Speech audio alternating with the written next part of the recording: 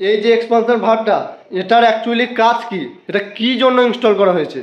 এই এক্সপানশন ভাল্বটা এক কথায় আরসিডি বলা যায়, যেটা কিনা রেফ্রিজারেন্ট কন্ট্রোল ডিভাইস। রেফ্রিজারেন্টকে সম্পূর্ণ কন্ট্রোল করে এই এক্সপানশন ভাল্বটা, যেটা নন ইনভার্টার মেশিনের ক্ষেত্রে কিন্তু এই এক্সপানশন ভাল্ব থাকে না।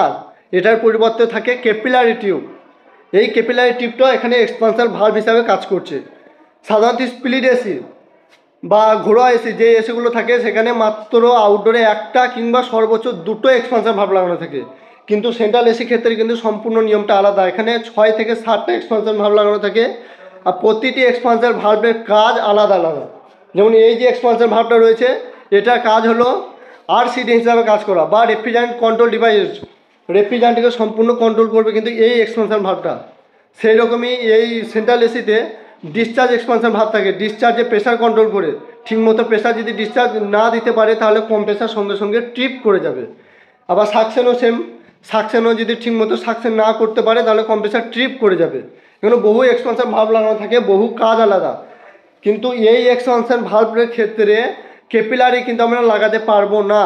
এটা কাজ ক্যাপিলারির মতো হলেও এটা ক্যাপিলারি লাগাতে পারবো না সেন্ট্রাল এসি ক্ষেত্রে।